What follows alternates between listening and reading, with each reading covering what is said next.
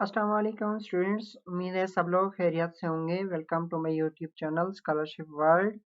सबसे पहले तो आपसे रिक्वेस्ट है, अगर आप मेरे यूट्यूब चैनल पर न्यू हैं या अभी तक चैनल को सब्सक्राइब नहीं किया तो काइंडली चैनल को सब्सक्राइब कर लें ताकि आने वाली हर न्यू स्कॉलरशिप की अपडेट जो है वो मिलती रहे आपको। अच्छा, आज की जो हमारी स्कॉलरशिप है जिसको हम डिस्कस करेंगे कंप्लीट ए टू जी, इसमें जो है कंप्लीट आपको जो है मैं गाइडलाइन दूंगा, ठीक है, इस स्कॉलरशिप के बारे में, क्योंकि यहाँ पर जो है 5 से 6 टाइप की जो है वो स्कॉलरशिप्स हैं। अच्छा, ये जो यूनिवर्सिटी ऑफ तस्मानिया ऑस्ट्रेलिया की तरफ से जो है वो डिफरेंट स्कॉलरशिप्स जो है वो ऑफर की जा रही हैं, ठीक है। तो इसको आज हम कंप्लीट देखते हैं। अब ये जो स्कॉलरशिप्स हैं for master and PhD students के लिए हैं, और ये स्कॉलरशिप जो है 2025-2026 के लिए हैं और फुली फंडेड है, ठीक है।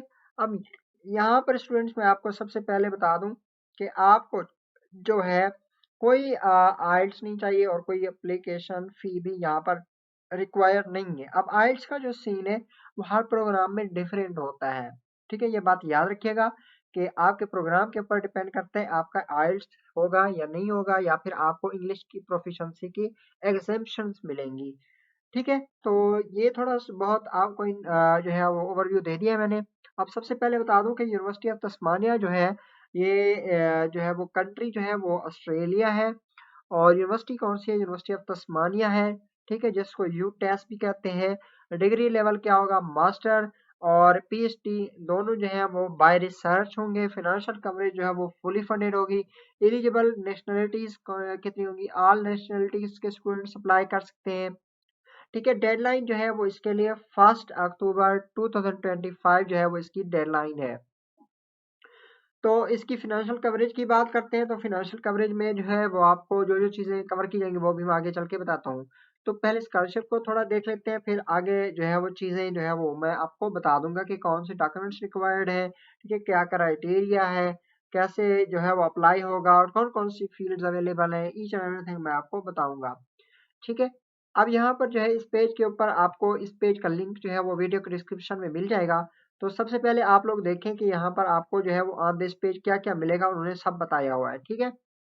अच्छा, उसके बाद जो है नेक्स्ट हम देखते हैं कि अब जो है वो there are scholarship available covers the some are the following. अब ये जो चीजें हैं वो कवर की जाएंगी, लिविंग अलाउंस, ट्यूशन फी और रिलोकेशन अलाउंस। तो स्टूडेंट्स ये जो 3 कवरेज है ये कम है, इससे इसके अलावा जो है वो हर स्कॉलरशिप जो है वो डिफरेंट अपनी कवरेज देती है, लेकिन सब स्कॉलरशिप्स में ये चीजें लाजमी होंगी। अच्छा, उसके बाद जो है वो मेजर स्कॉलरशिप जो है वो यहाँ पर बताई गई है, ठीक है। मेजर स्कॉलरशिप जो है वो इनकी उन्होंने बताया हुआ है कि कौन कौन सी है, कि Australian government research training program जिसको आरटीपी स्कॉलरशिप भी कहते हैं। उसके बाद जो है तस्मानिया ग्रेजुएट रिसर्च स्कॉलरशिप जिसको टीजीआरएस भी बोलते हैं, ठीक है। तो ये जो है वो मेजर स्कॉलरशिप से, और जिनका जो रेट है स्कॉलरशिप का वो होगा 33,511 डॉलर्स जो है वो मिलेंगे आपको, ठीक है। तो आगे पीए लिखा हुआ है तो वो इनकी करेंसी होगी मेरे ख्याल में। अच्छा, उसके बाद जो है Australian government research training scholarship जो है इसमें क्या क्या कवर किया जा रहा है, इसमें स्टाइपेंड मैंने आपको ऑलरेडी बता दिया है, ठीक है। उसके बाद जो है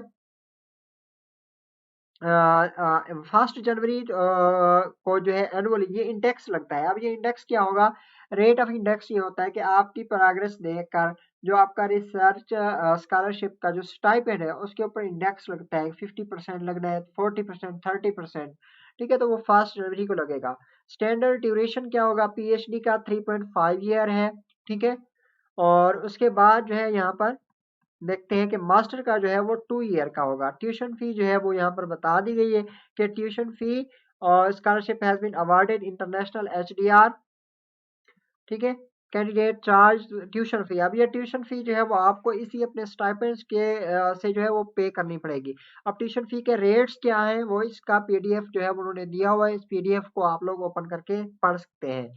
अब उन्होंने फी के लिए डोमेस्टिक स्टूडेंट्स का भी बता दिए, और जो है वो उनका रिलोकेशन एलिजिबिलिटी कंडीशन ये भी बता दिए हैं। तो हम इंटरनेशनल स्टूडेंट्स हैं तो हम इंटरनेशनल वाला को ही पढ़ेंगे, ठीक है।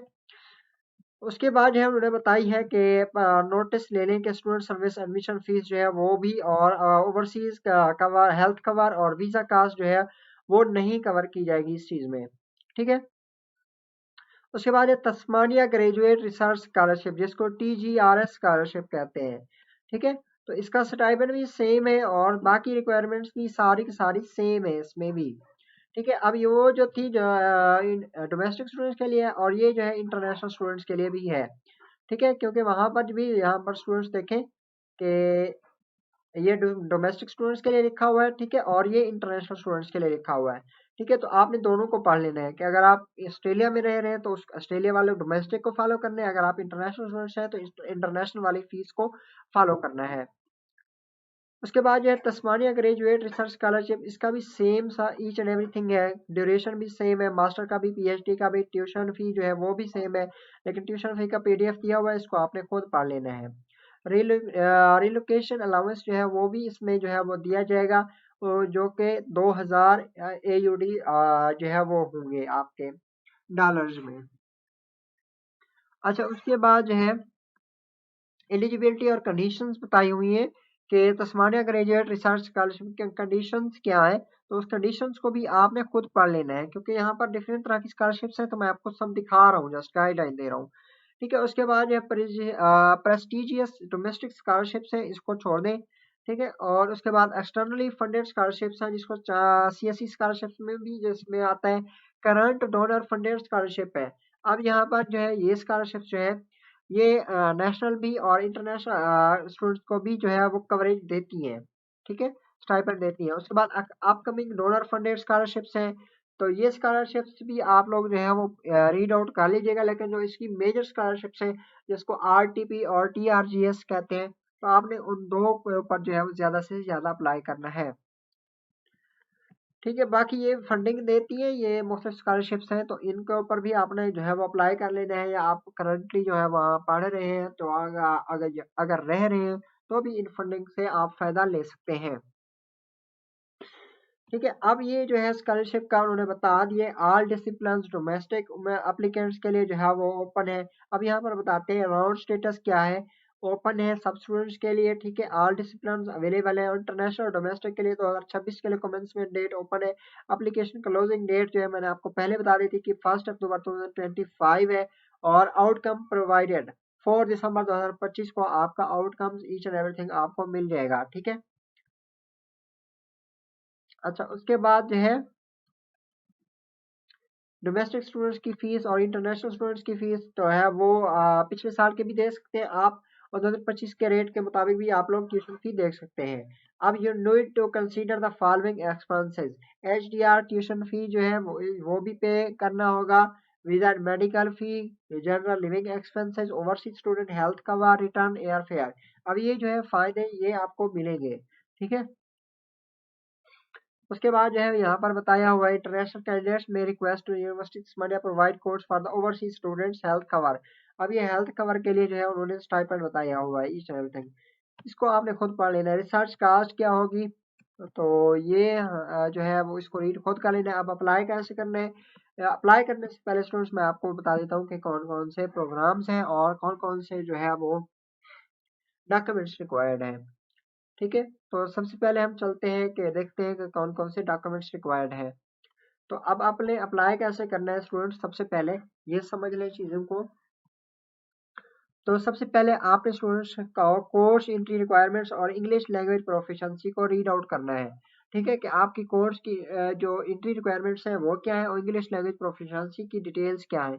यही बात मैंने आपको वीडियो के स्टार्टर में बताई थी कि आपने अपने प्रोग्राम को गौर से पढ़ना है और उसमें देखना है कि आइल्स उसमें लाजमी है या फिर एग्जेम्पशन है आइल्स की। सेकंड स्टेप ये होगा कि आपने स्कॉलरशिप्स और फीस देखनी है। ठीक है, कि उसमें जो है वो कितनी स्कॉलरशिप दी जा रही है और उसकी फी कितनी होगी, ट्यूशन फी।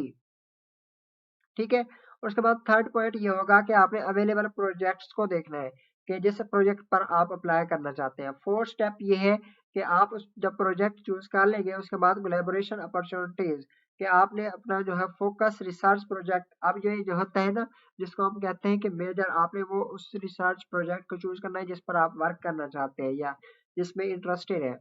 ठीक है, 5 पॉइंट ये है कि ensure allow plenty of time submit application. अब जो है वो आपने सारे डॉक्यूमेंट्स को रेडी करके आपने अपना जो है एप्लीकेशन को सबमिट करना है।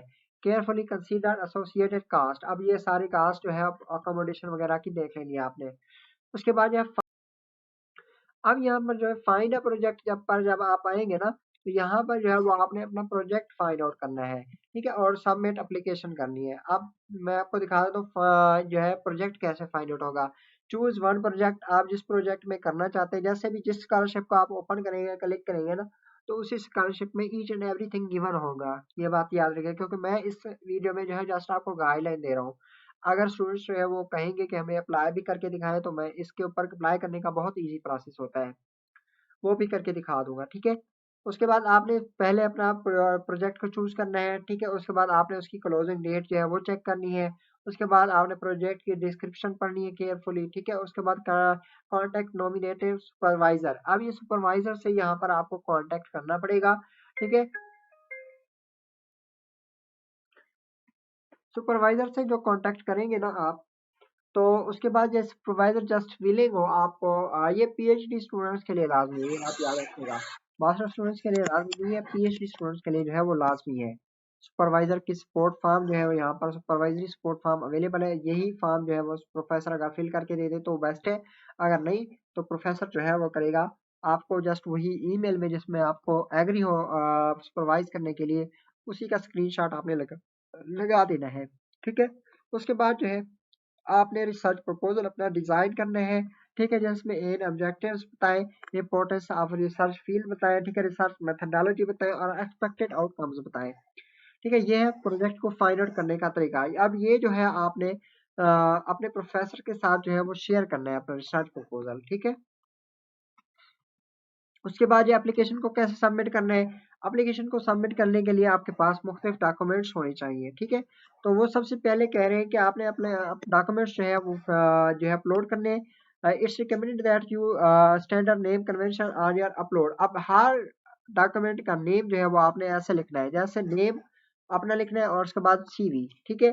तो जैसे मेरा नाम मुअम्मिर है, तो मैं यहाँ पर अपना मुअम्मिर नेम लिखूंगा और उसके बाद अंडरस्कोर डाल के और सीवी लिख दूंगा, ठीक है। आपने हर जो है आपका जो पीडीएफ होगा उसका नाम ऐसा ही लिखना है। पहली बात ये हो गई। उसके बाद जो है कौन कौन से डॉक्यूमेंट्स हैं वो देख लें। कापी ऑफ पासपोर्ट चाहिए आपको, ठीक है। उसके बाद सुपरवाइजरी सपोर्ट फॉर्म चाहिए, ठीक है। उसके बाद रिसर्च प्रपोजल चाहिए, ठीक है। उसके बाद एविडेंस ऑफ योर क्वालिफिकेशन, ठीक है। अगर मास्टर डिग्री है, मास्टर बीएडी के लिए मास्टर की डिग्री और ट्रांसक्रिप्ट। उसके बाद ये certificate copy of transcript academic record ये चाहिए। उसके बाद सीवी चाहिए और जिसमें जो है वो दो रेफरेंस की डिटेल जो है अवेलेबल हो। उसके बाद जो है evidence of English language proficiency. तो ये डॉक्यूमेंट्स हैं जो कि आपने अपलोड करने होंगे ऑनलाइन एप्लीकेशन सिस्टम में, ठीक है। अब यहाँ पर जो है वो आप अपने अवेलेबल प्रोजेक्ट्स को देख सकते हैं, इस पर क्लिक करके अवेलेबल प्रोजेक्ट्स कौन कौन से हैं। अगर आप कहते हैं तो मैं आपको दिखा देता हूँ, ठीक है। तो ये काम आपने प्रोजेक्ट्स देखने के बाद जो है वो डिसाइड करना है कि आपने कहाँ पर करना है। अब ये देखें, ये सारे जो प्रोग्राम्स है ना, अकाउंटिंग हो गया, ठीक है, सारे प्रोग्राम्स आपको यहाँ पर शो हो रहे हों। अगर आप फिल्टर करना चाहते हैं तो फिल्टर भी कर सकते हैं अपना प्रोग्राम को, ठीक है, कि आपने कौन सी डिग्री करनी है, स्कॉलरशिप कौन सी के ऊपर अप्लाई करना है, ठीक है, तो इस फिल्टर भी कर सकते हैं। अब ये अकाउंटिंग है, एग्रीकल्चर है, आर्किटेक्चर एंड डिजाइन है, बियोलॉजिकल साइंसेज है, केमिस्ट्री है, क्रिएटिव आर्ट्स एंड मीडिया है, ठीक है।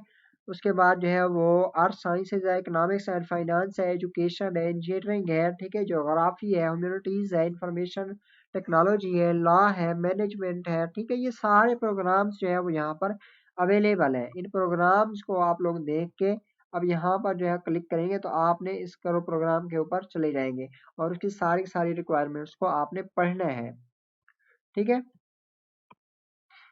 अब ये प्रोग्राम जो है मैंने आपको दिखा दिए हैं कि कौन कौन से अवेलेबल प्रोजेक्ट्स हैं। अब इन प्रोजेक्ट्स को आपने खुद देख लेना है।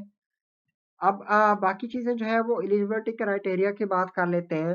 तो कौन कौन से जो है वो एलिजिबिलिटी क्राइटेरिया है। अब यहाँ पर प्रोग्राम्स आप लोग अगेन भी जो है वो सुन सकते हैं। College of arts, law and education, उसके बाद जो है वो college of health and medicine भी है, college of science and engineering भी है। काफ़ी सारे प्रोग्राम्स जो है वो यहाँ पर अवेलेबल हैं। एलिजिबिलिटी क्राइटेरिया क्या है, आपने इंटरनेशनल स्टूडेंट्स होने चाहिए या फिर डोमेस्टिक स्टूडेंट्स। अच्छा, उसके बाद ये applicant must hold and other scholarship exceeding 55 75% of the stipend. उसके बाद जो है स्ट्रॉन्ग एकेडमिक बैकग्राउंड और रेलिवेंट रिसर्च एक्सपीरियंस होना चाहिए। Master applicant must hold a bachelor degree or equivalent. PhD applicant must hold a master degree or equivalent.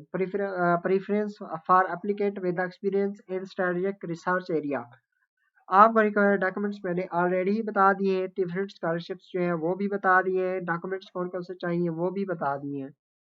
अब ये university जो है वो आपको क्यों चूज करनी चाहिए ये मैं अब आपको बता देता हूँ। इस यूनिवर्सिटी की जो रैंकिंग है 293 है, 293 जिसको कहते हैं ग्लोबली, और 17 इन ऑस्ट्रेलिया की वर्स रैंकिंग है इसकी।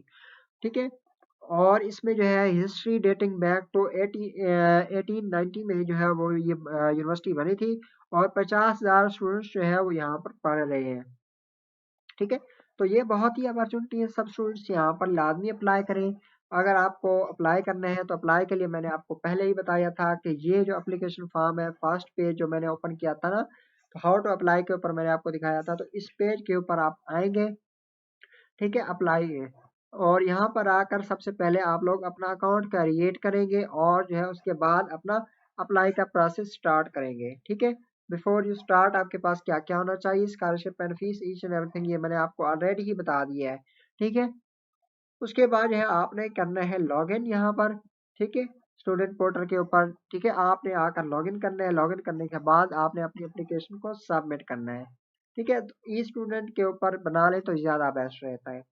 तो चलिए स्टूडेंट्स, मिलते हैं नेक्स्ट वीडियो में इंशाल्लाह। अल्लाह हाफिज़।